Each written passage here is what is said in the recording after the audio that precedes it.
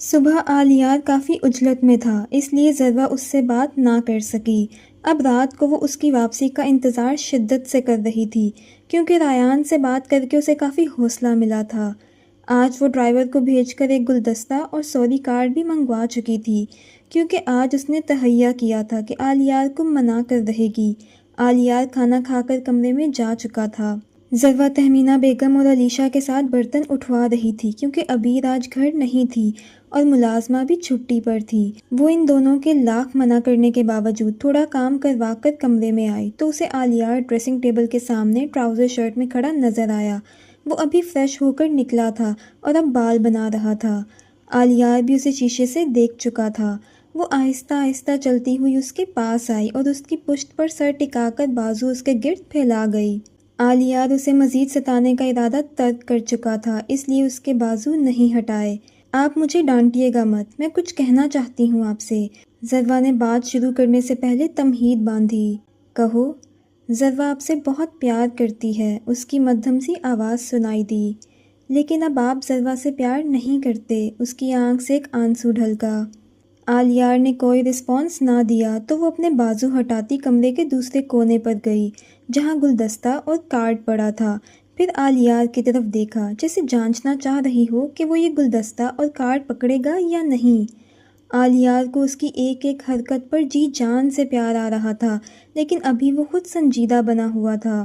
پھر وہ آلیار کے پاس آئی، اس کی طرف ڈبڈباتی آنکھوں سے دیکھا اور اس کے آگے گلدستہ کیا۔ کیا کروں اس کا؟ وہ گلدستہ اس کے ہاتھ میں دیکھ کر اسپاٹ لہجے میں بولا۔ ذرا نے کچھ نہیں کہا اور دوسرے ہاتھ سے کارڈ اس کے آگے کیا، جسے وہ تھام گیا۔ اس کارڈ کا کیا مقصد ہے؟ وہ کارڈ ڈریسنگ ٹیبل پر رکھ کر بیڈ پر جا بیٹھا۔ ذرا کی رہی صحیح ہمت اس کے انداز پر جواب دے گئی۔ اسے لگا تھا کہ جب وہ اسے یہ سب دے گی تو وہ مان جائے گا، مگر ایسا نہ ہوا۔ اب وہ آنسوؤں پر ضبط کرتی آلیار کو دیکھ رہی تھی۔ آلیار بیڈ گراؤنڈ سے ٹیک لگائے ٹانگیں سیدھی کیے بیٹھا جان بوجھ کر موبائل استعمال کر رہا تھا۔ نظریں بے شک موبائل کی طرف تھی، لیکن دھیان ذرا کی طرف ہی تھا۔ اب وہ چلتی ہوئی بیڈ تک آئی اور اس کے پاس بیٹھ کر اس کے بازو پر اپنا سر ٹکا دیا، پورے استحقاق کے ساتھ، جیسے یقین ہو کہ وہ اسے پیچھے نہیں ہٹائے گا۔ اگر بات نہیں کرنی تھی مجھ سے تو رہنے دیتے وہیں پر، نہ بچا کر لاتے مجھے۔ زیادہ سے زیادہ کیا ہو جاتا، مر جاتی نا میں، وہ برداشت ہو جاتا، لیکن جس طرح کا رویہ آپ رکھ رہے ہیں وہ برداشت نہیں ہو رہا۔ وہ پھوٹ پھوٹ کر روتی ہوئی بولی۔ ذرا سوچ کر بولو کیا بول رہی ہو۔ آلیار موبائل سائڈ پر رکھ کر کافی برہم ہوا۔ بس یہیں تک تھی ہمت؟ نہیں ہوا نا میرا رویہ 2 دن بھی برداشت؟ تمہیں تمہارا مان ٹوٹتا ہوا لگ رہا ہے نا؟ تمہیں ایسا لگ رہا تھا نا کہ تم مجھے مناؤ گی اور میں فوراً مان جاؤں گا؟ آلیار اس کا سر اپنے کندھے سے ہٹا کر اس کی آنکھوں میں دیکھتا ہوا بول رہا تھا۔ ذرا اس بات میں سر ہلا گئی۔ ایسا ہی مان مجھے بھی تھا تم پر کہ تم مجھ پر یقین کرو گی اور مجھے حقیقت بتاؤ گی، مگر تم نے ایسا نہیں کیا۔ آلیار نے شکوہ کرتی نظروں سے اسے دیکھا۔ ذرا اس کے سامنے سر جھکائے کسی مجرم کی طرح بیٹھی تھی۔ آپ ڈانٹ لیں، میں بیٹھی ہوں نا آپ کے سامنے، لیکن بس یہ ناراضگی ختم کر دیں۔ وہ آلیار کا ہاتھ پکڑ کر بولی۔ آنسو متواتر اس کی آنکھوں سے بہہ رہے تھے۔ ادھر آؤ میرے پاس۔ آلیار نے اسے بائیں ہاتھ کے حلقے میں لیا۔ مجھے بہت غصہ تھا تم پر، بہت خفا تھا تم سے۔ سوچا تھا اتنی جلدی راضی نہیں ہوں گا، مگر مزید تمہیں نہیں ستا سکتا، اس سے زیادہ نہیں رلا سکتا۔ آلیار اس کی پیٹھ سہلاتے ہوئے نرمی سے بول رہا تھا۔ پھر آلیار نے اس کا چہرہ اوپر کیا، انگوٹھے سے اس کے آنسو صاف کیے اور اس کی آنکھوں میں جھانکا، جو رو رو کر کافی سرخ ہو چکی تھیں۔ نہ تم بے اعتباری دکھاتی، نہ میں تم سے ناراض ہوتا، اور نہ آنکھوں کا یہ حال ہوتا۔ آلیار نے خفگی سے کہا۔ آلیار آپ مجھ پر بھروسہ کریں، دوبارہ ایسا نہیں ہوگا۔ ہونا بھی نہیں چاہیے، آلیار نے سنجیدگی سے کہا۔ ایک بات یاد رکھو ذرا، شوہر سے بہترین کوئی دوست نہیں ہوتا، اور میں نے تو شادی کے بعد سے ہر طریقے سے خود کو تمہارے لیے بدلا ہے، تاکہ تم میرے ساتھ کمفرٹیبل ہو سکو، تاکہ تم مجھ سے کچھ بھی کہنے میں ہچکچاؤ مت۔ تو پھر تم کیوں ڈر گئی تھی؟ اگر تم مجھے آ کر بتاتی کہ وہ تمہیں یہ کہہ رہا ہے تو یقین کرو میں آنکھیں بند کر کے تم پر بھروسہ کرتا، تمہارے حرف حرف پر یقین کرتا، نہ تم سے کوئی وضاحت مانگتا، نہ کوئی دوسرا سوال کرتا۔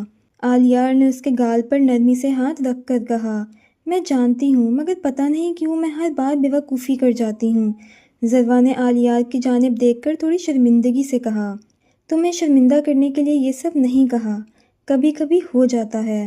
آلیار نے اس کا ہاتھ تھپ تھپا کر کہا، اچھا اب جاؤ وہ گلدستہ لے کر آؤ اور دو مجھے۔ وہ مسکراتا ہوا بولا، کیونکہ ایسا تو ممکن ہی نہیں تھا کہ ضروا اس کے لیے کچھ لائے اور وہ اس چیز کی قدر نہ کرے۔ اس کے کہنے پر ضروا کھل اٹھی اور فوراً سے وہ گلدستہ اور کارڈ لے کر آئی اور اسے دیے۔ آلیار نے دونوں چیزیں دیکھیں، پڑھیں اور پھر انہیں سائڈ پر رکھ کر محبت سے اس کی پیشانی پر لب رکھے اور کہا، اتنے دنوں جو غصہ کیا تم پر اس کے لیے معاف کر دو، آپ حق پر تھے۔ ضروا دھیمی آواز میں بولی، ہاں لیکن ایسا تو ہو نہیں سکتا نا کہ میں تمہارے آنسو ایسے ہی ضائع کروا دوں۔ بھئی جتنا تم روئی ہو اتنا خوش بھی تو کروں گا نا۔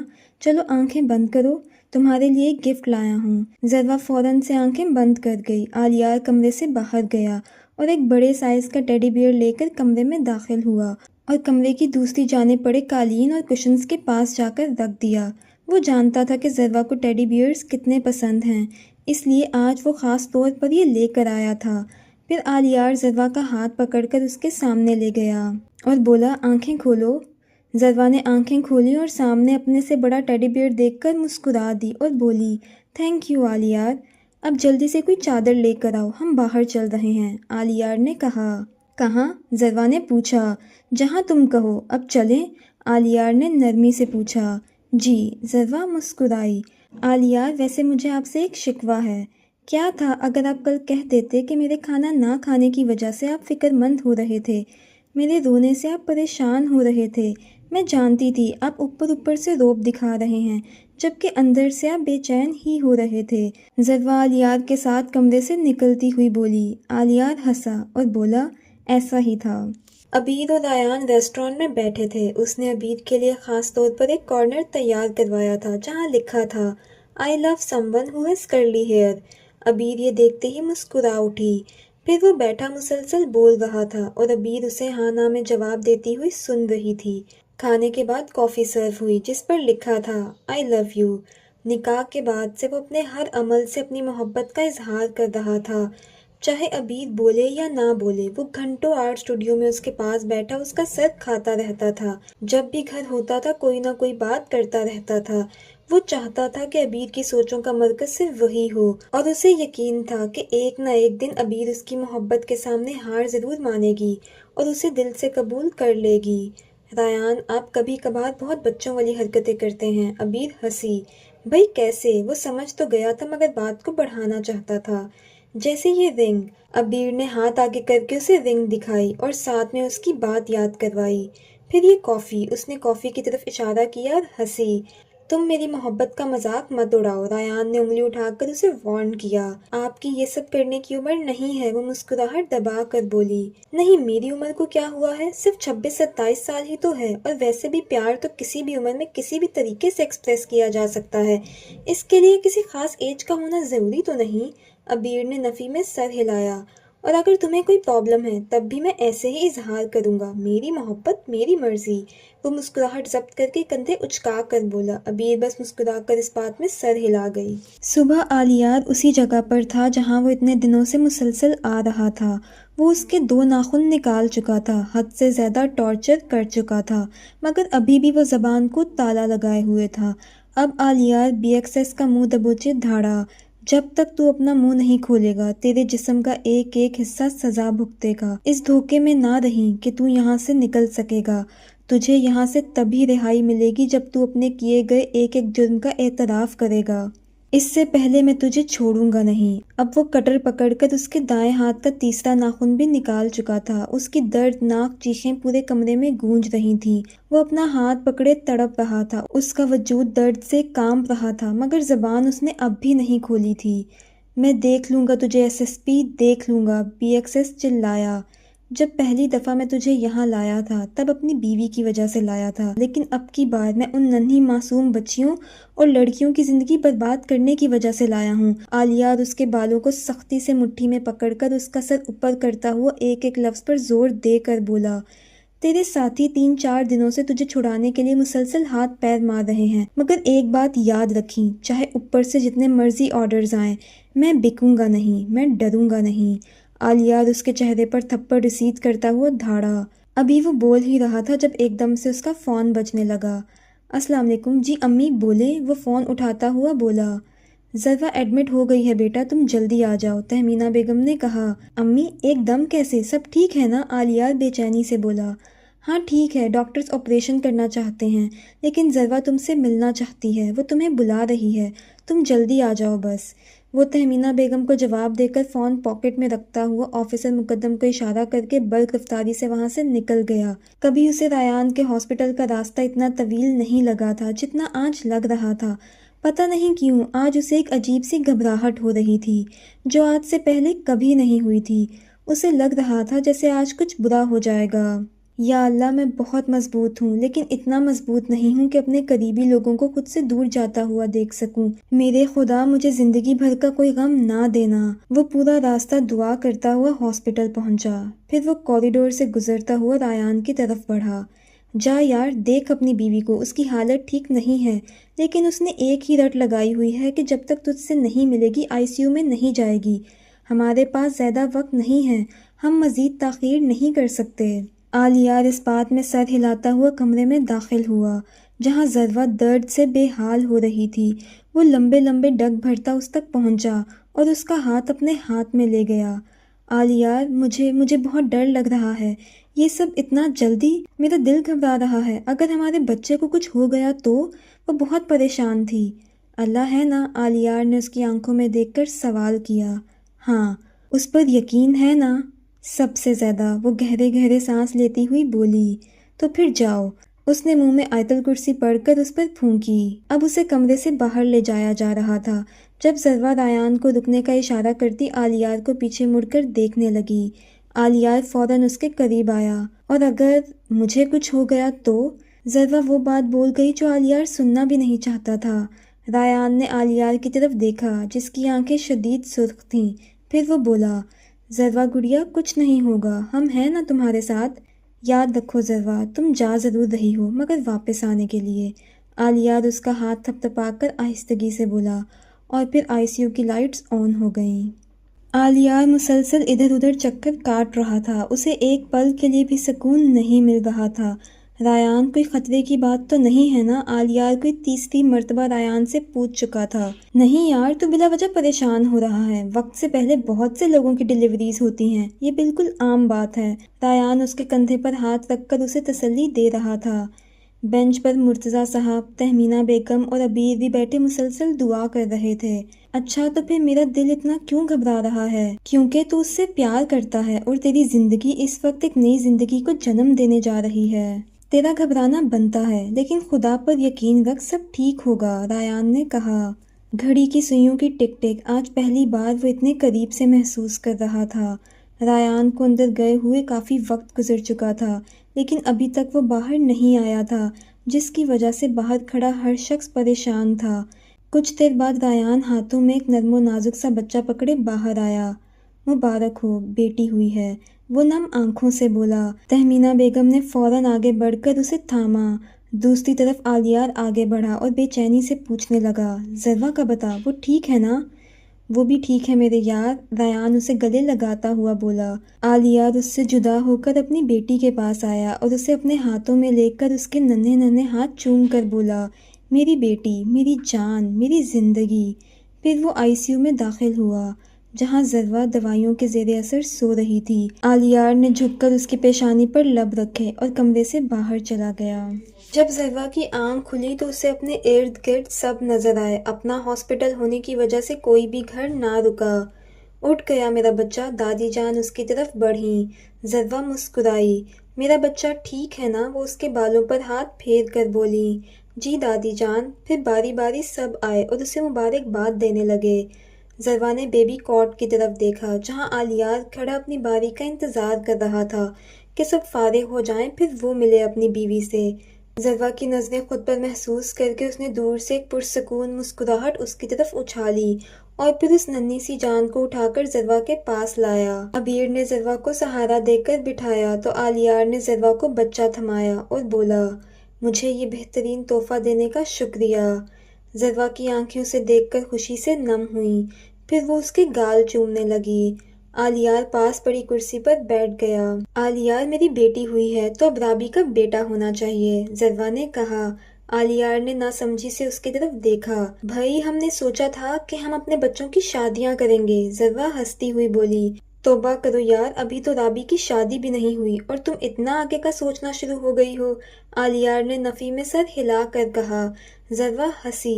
अरे राबी नहीं आई, ये मत कहिएगा कि आप लोगों ने उसे अभी तक इत्तला भी नहीं दी, ज़रवा ने इर्द गिर्द निगाह दौड़ा कर पूछा।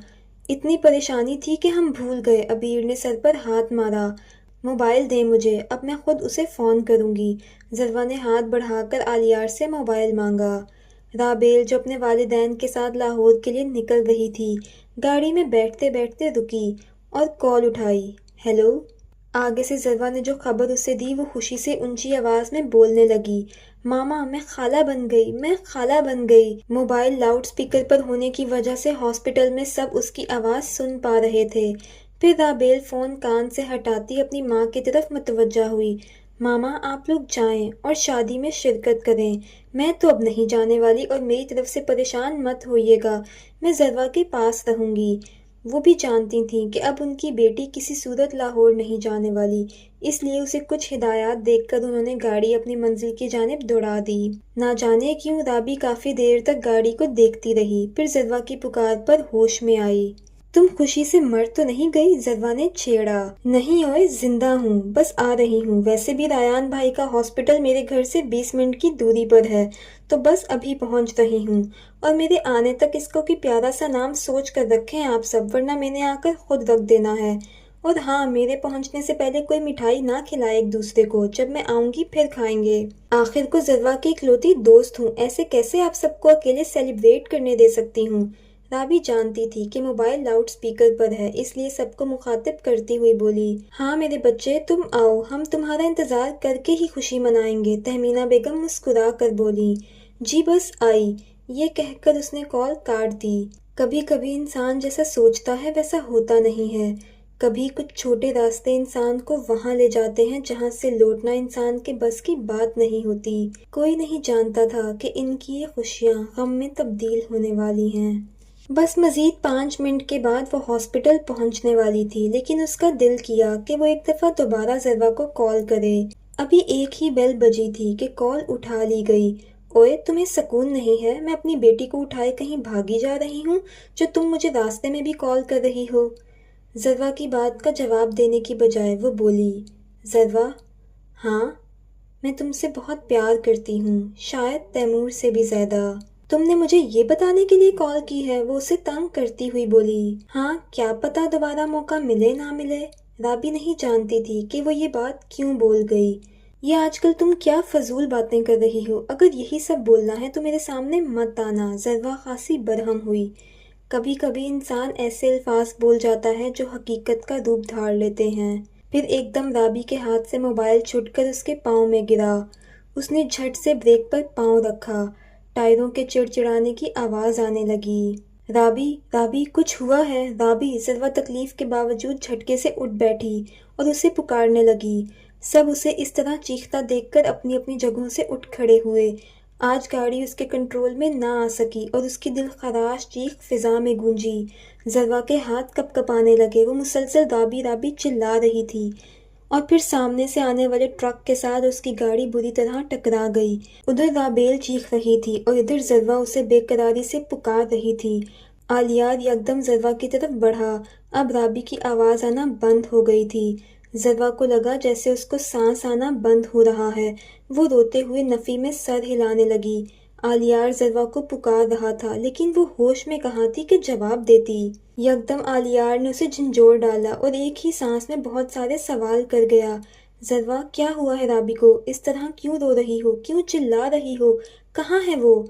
आलियार, आलियार कुछ हुआ है, जाएं, हॉस्पिटल के पास ही थी वो, शायद एक्सीडेंट हुआ है। उसने बामुश्किल अपनी बात मुकम्मल की।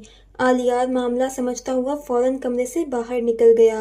यहाँ इन सब में एक इंसान और भी ऐसा था जो शायद ज़रवा जितनी तकलीफ ही महसूस कर रहा था। उसे भी ऐसा लग रहा था कि जैसे उसके जिस्म से जान निकल रही है। वो भी लड़खड़ाते कदमों से कमरे से बाहर निकल गया। رابی کی آنکھیں بند ہو رہی تھیں جنہیں وہ زبردستی کھولنے کی کوشش کر رہی تھی، کیونکہ اس کی نظروں کے سامنے اس کے پیاروں کے چہرے آ رہے تھے۔ وہ نہیں چاہتی تھی کہ یہ آنکھیں بند ہوں اور یہ چہرے غائب ہوں۔ ماما، اس کے لب ہلے۔ بابا، اس کی آنکھ سے ایک آنسو باہر نکلا۔ ذرا، اس کی آنکھ سے دوسرا آنسو ٹوٹ کر باہر نکلا۔ تیمور، اس کے چہرے پر تکلیف دہ مسکراہٹ آئی۔ پھر اسے اپنے ارد گرد لوگوں کی آوازیں آنے لگیں۔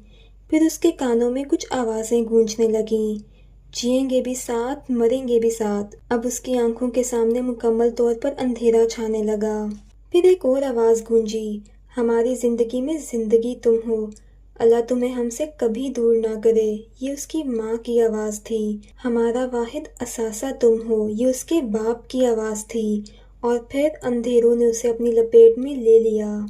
فضا میں ایمبولینس کے سائرن کی آواز گونجنے لگی۔ اسٹریچر پر ایک وجود خون میں لت پت ہاسپٹل کے اندر لے جایا جا رہا تھا۔ ارحم ریان اور آلیار کو اندر آتا دیکھ کر ان کی طرف بڑھا، لیکن اسٹریچر پر رابیل کو شدید زخمی حالت میں دیکھ کر اس کے قدم وہیں تھم گئے۔ آلیار نے تکلیف سے ایک نظر ارحم کو دیکھا اور پھر وہ آگے بڑھ گیا۔ اسے فوری طور پر آئی سی یو میں لے جایا گیا۔ ریان سمیت بہت سے قابل ڈاکٹرز اندر موجود تھے کیونکہ اس کی حالت نہایت تشویشناک تھی۔ ارحم آئی سی یو کی چھوٹی سی کھڑکی کے پاس کھڑا مسلسل اندر دیکھ رہا تھا۔ آج وہ سب کی پرواہ کیے بغیر کہ لوگ کیا سوچیں گے، بس اندر زندگی اور موت سے لڑتی ہوئی اس لڑکی کو دیکھ رہا تھا جو اس کی محبت تھی۔ وہ نہیں جانتا تھا کہ اسے یہ محبت کب ہوئی، کہاں ہوئی، لیکن وہ اس سے سچی محبت کرتا تھا، جس کا ثبوت اس نے گزرے دنوں اپنے صبر سے دیا تھا۔ آلیار ارحم کے پاس آیا، اس کے کندھے پر ہاتھ رکھا کیونکہ وہ اس کے دل کا حال جانتا تھا۔ ارحم نے بھائی کی طرف دیکھا اور پھر اس کے گلے لگ گیا، لیکن آنسوؤں کو آنکھوں سے باہر نہیں نکلنے دیا۔ آلیار سب کو نظر انداز کر کے اسے تسلی دینے لگا۔ سب لوگ دعا کر رہے تھے۔ دادی جان اور روشان اندر ذرا کے پاس تھے۔ جب روشان باہر آلیار کے پاس آیا اور بولا، بھائی، ذرا نے رو رو کر اپنا برا حال کر لیا ہے، ہمیں اسے سنبھالنا مشکل ہو رہا ہے، آپ پلیز اسے جا کر دیکھیں۔ آلیار اس بات میں سر ہلاتا کمرے کی جانب بڑھ گیا۔ ان سب مصروفیات میں آلیار اپنا مسلسل بجتا فون اگنور کر گیا، لیکن اسے نہیں معلوم تھا کہ کیسے اس کی دن رات کی محنت ضائع ہونے والی ہے۔ آفیسر مقدم پتہ نہیں کتنے فون اسے کر چکا تھا، مگر آلیار ایک بھی نہ اٹھا سکا۔ ایک طرف ایک وجود زندگی اور موت کی جنگ لڑ رہا تھا تو دوسری طرف بلال شاہ کی ضمانت کروانے کے لیے مسلسل اوپر سے دباؤ بڑھ رہا تھا۔ اس دباؤ کو صرف آلیار روک سکتا تھا، لیکن آلیار ادھر موجود ہوتا تو روک سکتا نا۔ آئی سی یو کی لائٹس بند ہوئیں۔ ریان چند گھنٹوں میں دوسری بار آئی سی یو سے باہر نکلا تھا۔ سب نے امید بھری نظروں سے اس کی جانب دیکھا، لیکن اس کے چہرے پر جو لکھا تھا اسے دیکھتے ہوئے کوئی بھی اس سے سوال کرنے کی ہمت نہیں کر پا رہا تھا۔ ارحم ریان کے نکلتے ہی اندر چلا گیا۔ ریان نے اسے دیکھا مگر روکا نہیں۔ پھر اس نے عبیر کو پاس آنے کا اشارہ کیا۔ رابیل کی حالت ٹھیک نہیں ہے، انکل آنٹی کو اطلاع دے دو اور ان سے کہو جتنا جلدی ہو سکے ہاسپٹل پہنچ جائیں، وہ انہیں پکار رہی ہے۔ یہ سب سنتے ہی سب کو ایسے لگا جیسے ان کا دل کسی نے مٹھی میں لے لیا ہے۔ وہ سب کو چھوڑ کر آلیار اور ذرا کے پاس آیا۔ وہ چاہ کر بھی ذرا کو اس خبر سے محروم نہیں رکھ سکتا تھا۔ ذرا اس کی سب سے قریبی دوست تھی اور آئی سی یو میں لیٹا وجود اسے مسلسل پکار رہا تھا، ذرا وہ ٹھیک ہو جائے گی۔ آلیار ریان کی موجودگی کو محسوس نہ کر سکا اور اسے حوصلہ دینے لگا، مجھے ابھی اور اسی وقت اس کے پاس جانا ہے۔ ذرا نے روتے ہوئے کہا، تمہاری اپنی طبیعت ٹھیک نہیں ہے، تم کیسے اس کے پاس جاؤ گی؟ اور ڈاکٹرز علاج کر رہے ہیں نا، تم انہیں ان کا کام کرنے دو۔ آلیار نے سمجھانا چاہا، آلیار جانے دے اسے۔ ریان کی آواز پر دونوں نے جھٹ سے دروازے کی جانب دیکھا۔ آلیار کو اس کا چہرہ واضح طور پر کچھ غلط ہونے کا احساس دے رہا تھا۔ وہ اسے بلا رہی ہے، جلدی کر، ریان ضبط سے بولا اور لب بھینچ گیا۔ میں کہہ رہی تھی نا، لیکن کوئی میری نہیں سن رہا تھا، ہٹیں سائڈ پر۔ وہ ہچکیوں سے روتی ہوئی غصے سے بولی، رکو میں لے جاتا ہوں تمہیں، آلیار نے کہا۔ پھر وہ آلیار کے سہارے چلتی ہوئی آئی سی یو میں داخل ہوئی، لیکن سامنے لیٹے وجود کو دیکھ کر اس کی آنکھیں پتھرا گئیں۔ آلیار سے اپنا بازو چھڑا کر وہ اپنے درد کی پرواہ کیے بغیر تیزی سے رابی کی جانب بڑھی۔ وہ آکسیجن ماسک کی مدد سے سانس لے رہی تھی۔ جسم کے تقریباً ہر حصے پر پٹی بندھی ہوئی تھی۔ ضروا نے تکلیف سے اپنی آنکھیں مینچ لیں۔ اس نے کبھی نہیں سوچا تھا کہ وہ اپنی جان سے عزیز دوست کو اس حالت میں دیکھے گی۔ اس وقت کمرے میں ضروا، آلیار اور رایان موجود تھے۔ جب رابی نے کپ کپاتے ہاتھوں سے ماسک اتارا، رایان اسے روکنے کے لیے آگے بڑھنے ہی والا تھا کہ وہ اسے ہاتھ کے اشارے سے منع کر گئی۔ وہ کچھ بولنے کی کوشش کر رہی تھی لیکن آواز اتنی اونچی نہیں تھی کہ وہ سن پاتی۔ ضروا اس کے مزید قریب ہوئی۔ میں مرنا نہیں چاہتی، میں مرنا نہیں چاہتی ضروا، وہ اس کا ہاتھ پکڑ کر بولی۔ ضروا فوراً اس کا ہاتھ چوم گئی۔ تمہیں کچھ نہیں ہوگا، میں کہہ رہی ہوں نا، تم ٹھیک ہو جاؤ گی۔ پتہ نہیں وہ اسے تسلی دے رہی تھی یا خود کو۔ رابیل عجیب سا مسکرائی۔ میں ماما بابا سے ایک دفعہ ملنا چاہتی ہوں، انہیں جلدی بلا لو، وہ گہرے گہرے سانس لیتی ہوئی بولی۔ ان کو دیکھے بغیر میں مرنا نہیں چاہتی، پلیز۔ وہ اب باقاعدہ لڑکھڑاتی زبان میں اس سے التجا کر رہی تھی۔ میرے علاوہ ان کا کوئی نہیں ہے، وہ کیسے جئیں گے؟ وہ روتی ہوئی بمشکل بول رہی تھی۔ میں مرنے سے پہلے صرف ایک دفعہ ان کو دیکھ لینا چاہتی ہوں۔ وہ ضروا کے ہاتھ پر اپنی گرفت مضبوط کرتی ہوئی اپنی خواہش کا اظہار کر رہی تھی۔ اب اس کا سانس لینا مزید دشوار ہو رہا تھا۔ یہ ہاتھ چھوڑنا نہیں، مجھے تمہارا ہاتھ پکڑ کر ایسا لگ رہا ہے کہ جیسے تم مجھے جانے نہیں دو گی۔ پیچھے سے ٹی ٹی کی آوازیں آنے لگیں۔ نہیں جانے دو گی نا؟ نہیں۔ ضروا اس کے سینے پر سر رکھ کر بلک بلک کر رونے لگی۔ رایان برق رفتاری سے آگے بڑھا، ضروا کو سائڈ پر کیا اور اس کا آکسیجن ماسک اسے لگایا۔ ہاتھ پر ضروا کی گرفت کم ہونے لگی۔ رایان نے نرس کو آواز دی۔ نرس کے ساتھ ساتھ ادہم بھی اندر داخل ہوا، لیکن یہ سب دیکھ کر وہ سکتے میں چلا گیا۔ آہستہ آہستہ رابی کا ہاتھ ضروا کے ہاتھ سے چھوٹنے لگا اور پھر اگلے ہی لمحے دونوں کے ہاتھ چھوٹ گئے۔ رایان رابی کو الیکٹرک شاک دینے لگا، لیکن کبھی کبھی آپ قسمت سے نہیں لڑ سکتے، بعض جنگیں آپ ہار جاتے ہیں۔ ضروا کو ایسا لگ رہا تھا کہ اب وہ مزید کھڑی نہیں رہ سکتی۔ اسے اپنے جسم سے اپنی جان نکلتی ہوئی محسوس ہو رہی تھی۔ اچانک رایان نے الیکٹرک شاک دینا بند کر دیے۔ ضروا کو لگا کہ جیسے الیکٹرک شاک کے بند ہو جانے کی وجہ سے اس کے دل کی دھڑکن بھی بند ہو گئی ہے۔ اس نے بے یقینی سے اس لائن کی طرف دیکھا جو اب بالکل سیدھی ہو چکی تھی۔ ایک آہ بھری ہوگی، ہم نے نہ سنی ہوگی، جاتے جاتے تم نے آواز تو دی ہوگی۔ اور اگلے ہی پل ہاسپٹل میں ضروا کی چیخوں کی آوازیں گونجنے لگیں۔ وہ اس کے ساتھ لپٹی پھوٹ پھوٹ کر رو رہی تھی۔ اس کی چیخو پکار سن کر ہاسپٹل میں موجود ہر بندے کی آنکھیں نم ہونے لگیں۔ آلیار سمیت کسی نے بھی اسے آگے بڑھ کر روکا نہیں، کیونکہ آج اس نے اپنی جان سے عزیز دوست کھوئی تھی۔ تم نے تو ساتھ جینے مرنے کا وعدہ کیا تھا رابی، تم مجھے بیچ راستے میں چھوڑ کر کیسے جا سکتی ہو؟ وہ اس سے ایسے سوال کر رہی تھی جیسے وہ جواب دے دے گی۔ پھر اس کے کانوں میں اس رات رابی کی کہی گئی باتیں گونجنے لگیں۔ اگر مجھے کبھی زندگی میں کچھ ہو گیا تو تمہیں میرے والدین کی بیٹی بن کر رہنا ہوگا۔ ماما کہتی ہیں تم اور میں عادتاً بالکل ایک جیسی ہیں، تو تم انہیں کبھی اکیلا نہ چھوڑنا۔ تمہارے ہونے سے انہیں یہ احساس رہے گا کہ رابیل ان کے ساتھ ہے۔ پھر ایک اور آواز گونجی، میرے کون سے کوئی بھائی یا بہن ہیں جن سے میں یہ سب باتیں کہہ سکتی ہوں؟ میرے پاس صرف تم ہو، اس لیے تمہیں کہا۔ اور فکر مت کرو، میں کہیں نہیں جانے والی، جب بھی جاؤں گی تمہیں ساتھ لے کر ہی جاؤں گی۔ وہ اس کا ہاتھ چھوڑ کر اب کانوں پر ہاتھ رکھ گئی، جیسے یہ سب سننا نہ چاہ رہی ہو۔ اس کے قدم لڑکھڑائے۔ اس سے پہلے کہ وہ گرتی، آلیار فوراً سے آگے بڑھ کر اسے تھام گیا، لیکن اب وہ ہوش و حواس سے بیگانہ تھی۔ وہ اس کے گال سہلاتے ہوئے اسے پکار رہا تھا۔